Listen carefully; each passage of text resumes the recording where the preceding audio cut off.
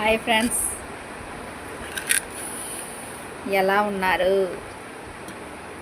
నేనైతే పనికి వెళ్ళి 6:30కి వచ్చానండి. కొంచెం లేట్ అయిపోయింది ఇవాళ. కర్రీ ఏమీ లేక ఆరకాకరకాయలు అంటారు. పొద్దున కర్రీ వండలేదు, ఆవకాయ పచ్చడి వేసుకొని పెరిగి వేసుకొని వెళ్ళిపోయాను. ఇది మాత్రం కంపల్సరీ ఉండాలి మా అమ్మాయికి. వండకపోతే ఇంట్లో పై కొపురం లేచిపోద్ది మాకు ఇంటికాడ. ఎందుకు వండలేదు ఏంటని ఆరాలాగింది. నేను పనికి వెళ్ళి కష్టపడ్డా లేదు, టైంకాలకు వండి పెట్టాలి కదా. మీరు అందరూ ఏం వండుకున్నారు, ఏం తింటున్నారు నాకు కామెంట్ బాక్స్లో కామెంట్ పెట్టండి ఫ్రెండ్స్. ఏంటంటే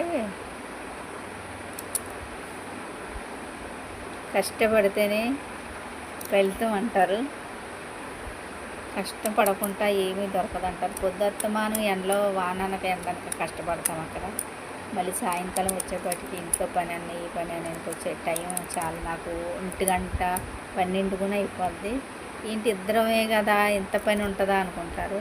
పక్కన మా అమ్మగారు ఉన్నారు, ఆవిడ చేసుకోలేదు, నేనే అన్నీ చెయ్యాలి. పొద్దున్నే ఆవిడకి అన్నీ చేసి నేను ఆవిడకి వంట చేసి నేను చేసుకొని నేను వెళ్ళేపట్టుకి నాకు అసలు పొద్దున్న అయితే టిఫిన్ చేసే టైం కూడా నాకు ఉండదండి.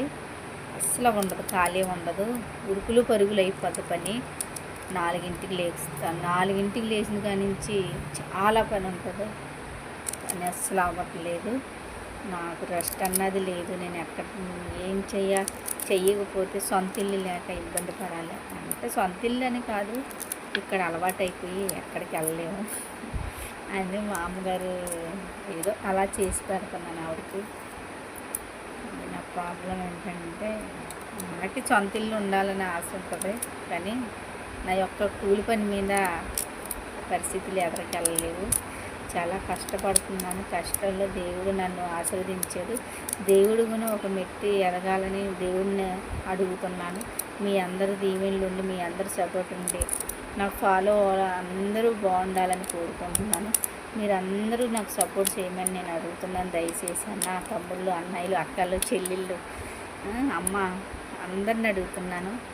మీరే నాకు ఏదో ఎదరికి వెళ్ళేలా చేయాలి. నాకు ఫాలో అవ్వండి. మీరందరూ బాగుండాలని కోరుకుంటున్నాను. నెక్స్ట్ ఏంటంటే ఇంత కష్టపడి వచ్చి కొంచెం కూడా రెస్ట్ ఉండదు నాకు. అక్కడ కష్టపడి ఇక్కడ ఇంటికి వచ్చి మళ్ళీ కష్టపడి 1 5 నిమిషాలు కూడా ఖాళీ లేదు.